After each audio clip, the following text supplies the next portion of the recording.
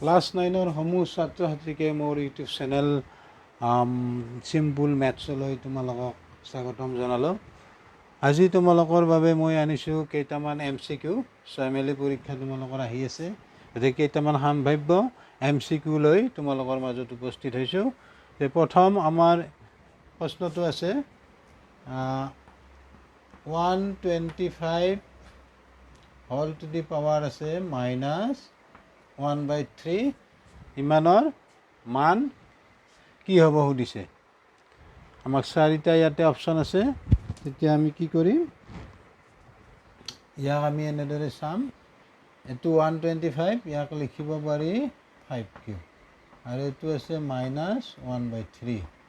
এইখিনিৰ পৰা তুমি পাবা 3 × -1/3। এইখিনি এনেকৈ তুমি সজাই ল'বা। 125 হোল টু দি পাৱাৰ -1/3। আমি 125ৰ কাৰণে কৈ লিখিব পাৰোঁ এইখিনি, আৰু এইটো আমাৰ ইনটু হ'ব, এইটো পাৱাৰ ইনটু হ'ব ফৰ্মুলা মতে। তাৰপিছত আমি নেক্সট পাম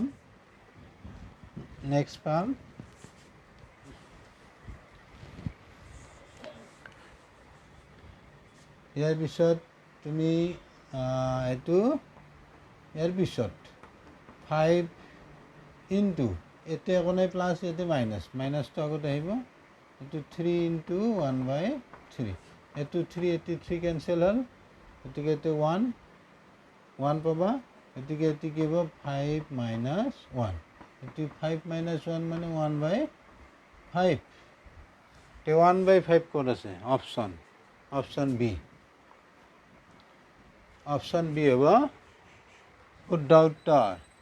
পালা নহয় বুজি? এইটো আমাৰ সূত্ৰ এটা প্ৰয়োগ হৈছে। সূত্ৰটো হৈছে এইটো আমাৰ a⁻n হ'লে কি হয় এইটো।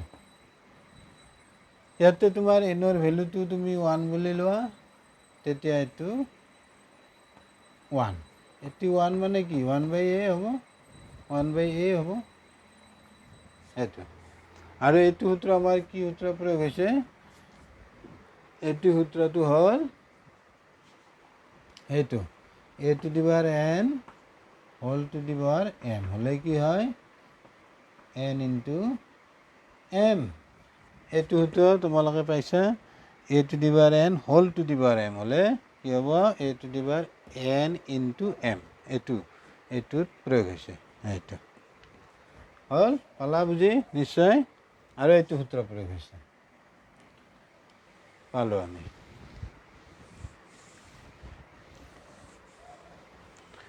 নেক্সট আছে এটা বিন্দুৰ ভুজ আৰু কৌটি 2 হ'লে, এটা বিন্দুৰ ভুজ আছে -3 আৰু কৌটি আছে 2 হ'লে বিন্দুটো থাকিব কোনটো চকত থাকিব সুধিছে। তে ভুজ মানে আমি জানিব লাগিব এটা বিন্দুৰ অক্ষৰ পৰা ডিষ্টেঞ্চ, এইটো যদি আমাৰ গ্ৰাফ, এটা বিন্দুৰ এইটো y এক্সিছ, এইটো x এক্সিছ, x ডেছ, এইটো আমাৰ মূল বিন্দু, এইটো y ডেছ, আমাৰ y ডেছ। তেতিয়া এটা বিন্দুৰ, বুজি লোৱা, এটা বিন্দুৰ অক্ষৰ পৰা দূৰত্ব x স্থানাংক বা ভুজ বোলে। ইফালে আমাৰ কি হ'ব, ইফালে পজিটিভ হ'ব এইখিনি, ইফালে এইটো নিগেটিভ হ'ব। তাৰপিছত অক্ষৰ এইটো পজিটিভ, ওপৰত এইটো নিগেটিভ। গতিকে আমাৰ ভুজ কিমান আছে পালা বুজি। এটা বিন্দুৰ অক্ষৰ পৰা দূৰত্ব x স্থানাংক ভুজ বোলে। ভুজ কিমান আছে 3। প্ৰথম আমি কি জানিব লাগিব, বিন্দু এটাক x অক্ষ আৰু যদি এটা বিন্দুৰ স্থানাংক আমি কেনেদৰে কি আৰ্হিত বুজাম। এটা বিন্দুৰ স্থানাংকৰ আৰ্হিটো হৈছে x, y। x স্থানাংকক আমি আগতে লিখিম, তাৰপিছত y স্থানাংক। গতিকে এটা বিন্দুৰ অক্ষৰ পৰা দূৰত্ব x স্থানাংক, তাক ভুজ বোলে। ভুজ কিমান আছে 3, কি 3 -3। আৰু আছে কি এটা, এইটো কিমান দিয়া আছে কৌটি 2। এটি হ'ব কি এটা বিন্দুৰ x অক্ষৰ পৰা দূৰত্ব x অক্ষ গতিকে আমি x অক্ষৰ পৰা দূৰত্বক আমি কি ক'ম x অক্ষৰ পৰা দূৰত্ব কি বুলি ক'ব এটি ক'ব এটা বিন্দুৰ x অক্ষৰ পৰা দূৰত্ব y স্থানাংক বা কি ক'ম আমি কৌটি হলা নিশ্চয় বুজি নাপালে কমন কৰিবা গতিকে y অক্ষৰ স্থানাংক কি আছে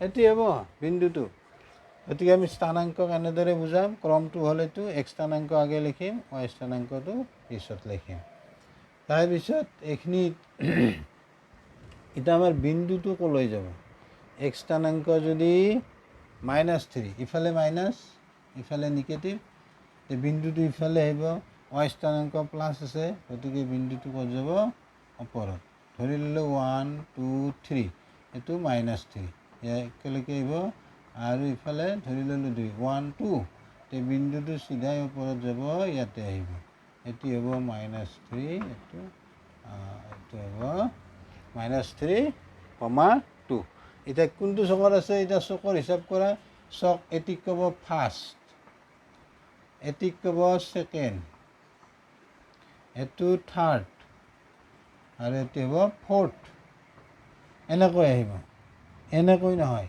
এনেকৈ ঘড়ীৰ কাঁটাৰ বিপৰীত দিশত তেতিয়া ফাৰ্ষ্ট ছেকেণ্ড ছেকেণ্ড চকত থাকিব বিন্দুটো ছেকেণ্ড চক ছেকেণ্ডটো ক'ত আছে চক এইটো অপশ্যন বি